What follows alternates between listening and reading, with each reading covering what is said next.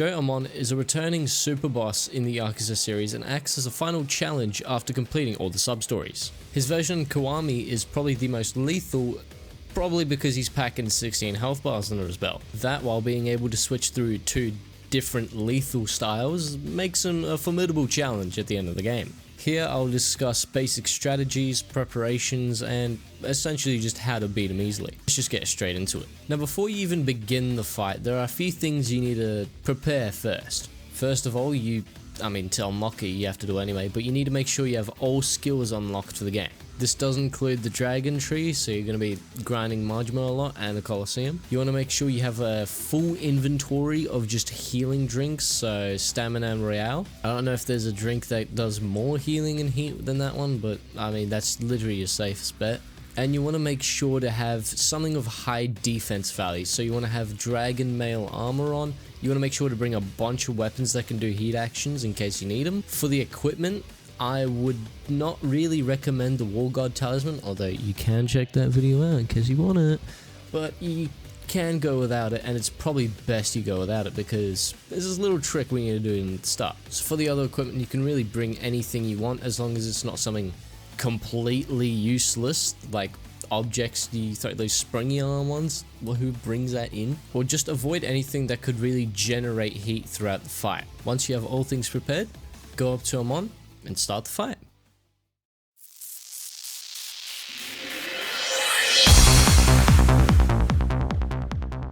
Now, to start the Amon fight, he will begin in the Dragon moveset. His attacks will be almost one-to-one with Kiryu's, except they are always at maximum speed. He'll never slow down no matter what. He can obviously do his little 1-2 combos, he'll do a full combo, he can do double finishes. He can't do finishing holds, he can't do the Komaki abilities for some reason. Or at least I don't think he can do the Tiger Drop. I've never personally had it happen to me. I know he could in Zero, but he can't do Tiger Drop in this one, I'm pretty sure. Essentially, his first phase isn't really too hard. His openings are really big, meaning Tiger Drops are really easy to hit. You can do weapon heat actions, although I wouldn't recommend it just yet because you won't get the full use of them. His attacks do like pitiful amounts of damage and you can block them either way. The only annoying part about this phase is that his attacks are so fast that sometimes you could just get backed into a corner and you can't really do much about it. For this phase, Tiger Drop is highly recommended because of how easy it is to do now. You can go around, do some combos, but there is something that he does, right? If he blocks a combo for, I'm pretty sure, about 2 hits, he will jump back and he'll throw a grenade at you. Once that grenade is thrown, you want to immediately dodge roll either, I'm pretty sure it's in front or to the sides. If you stay there while the grenade lands, he'll do a little bit of damage. It's not a whole lot, but it is still quite a beefy amount, and you'll just get flung across the map. Essentially, you're just waiting for him to whiff a combo and then go up behind and do a little bit of hits if you don't want to Tiger Drop him. A neat thing you can do is if you're at climax heat, you can use the Beast style Time for Destruction by pressing both action buttons in the back, and you can essentially deal more damage with the Tiger Drop, where it would usually do maybe 1 health bar when it's fully depleted at the heat. It would now do maybe 2 or 3. There's a downside to this, and this is obviously that if he just straight up bullies you like he's done to me, you've essentially wasted your heat for nothing, meaning you could have done some more useful heat actions or heat moves that otherwise you just wasted and got lost forever.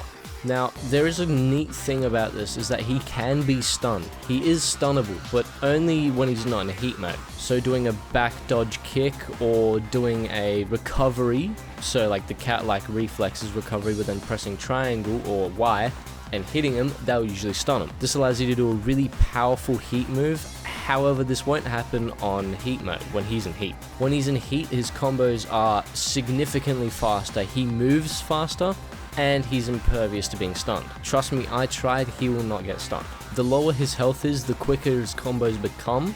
So at half health when he goes to heat, it will be quick, and then I'm pretty sure it's about 2 or 1 health bars remaining.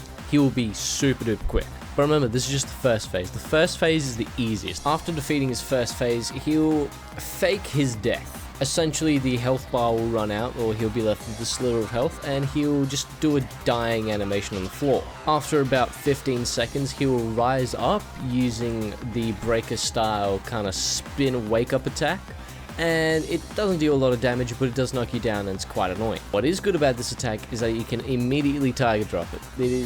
It is target droppable, but you most likely miss. Now for his second phase, he will be in the Mad Dog style, and this is the single most annoying part of the fight. This is because his moves, even on normal difficulty, will take about half your health away. And it's not even something you can dodge, he'll just do it and you'll have to take it like a bitch. This is why it's vital to stack your inventory of healing drinks, or else you just get bodied every time. For instance, take this clip, right? I've been hit twice and I'm dead, and I've had a little more than half HP. It's not very fun, is it? Now, there are some things you can do to kind of counteract this or avoid being bodied altogether. Firstly, after every heat action you pull, it is best to back away and go back into dragon style and then try and target drop him, or else you'll just get hit by his wake up attack. Secondly is always try to pressure him with a tiger drop. What I mean by this is that if you think he's going to attack, tiger drop it. Sometimes you might just kick him out of a combo and it won't do too much damage, but that's better to interrupt a combo than to just get straight up slammed onto the floor. And the third one is just to recognize patterns in his combo. One thing I've noticed is when he's doing his little sweeping leg attack, he'll almost immediately follow it up with this long reaching stab that takes away all of your health. So once he does that little sweeping thing and you didn't hit him or didn't target drop him from it, it's best to dodge out of the way so you don't get hit by it, or prepare to tiger drop his ass. For this phase, it's more of just practicing this phase of the boss fight than really any strategy here. I would recommend keeping a larger distance between the two, because he will tend to run around the arena trying to find a way to stab you out of nowhere, and if he gets too close he can pull this combo that will stun you because he's got a knife, which will take away all of your health, because it will knock you on the floor, and then he'll do this little floor attack that also takes away half your health. So put 2 and 2 together, your health bar is gone. Now once he gets to about half health where he'll re-enter heat mode, his attacks will become a lot faster and he'll move around the arena a whole lot faster. His attacks won't do more damage, he'll just be quicker in general. I believe this is when he starts running around the theater square, where he will just look for a chance to just do a swiping little attack with his knife. One thing I also forgot to mention is, from a standstill, he'll just do one of Majima's running slashes just out of nowhere. You can't predict it. 1 second you're standing face to face with him, and then the next he'll just randomly run up to you and slice you in half. Again, tiger drop is your best friend, and this is when weapon heat actions work best, because he's going to be very annoying and those weapon heat actions will be definitely beneficial to getting his health bar down. Now once you've tiger dropped him or hit him a bunch of times, he will enter purple heat mode. This phase is so unbelievably annoying, it's not even funny. He will be extremely fast. I'm talking you won't even be able to predict what he's going to do next. And he'll just try and do anything in his power to stop you. I've had runs end when he's on about a slither of health, because his combos are so fast that he just does one, whips it out, and he just like skull fucks me and I'm dead. Once he gets to purple heat, you want to prepare all of your heat actions. Everything you can throw at him with weapons or garbage cans or something like that, you always want to make sure it's ready and that it will do full damage. So make sure you're at full heat.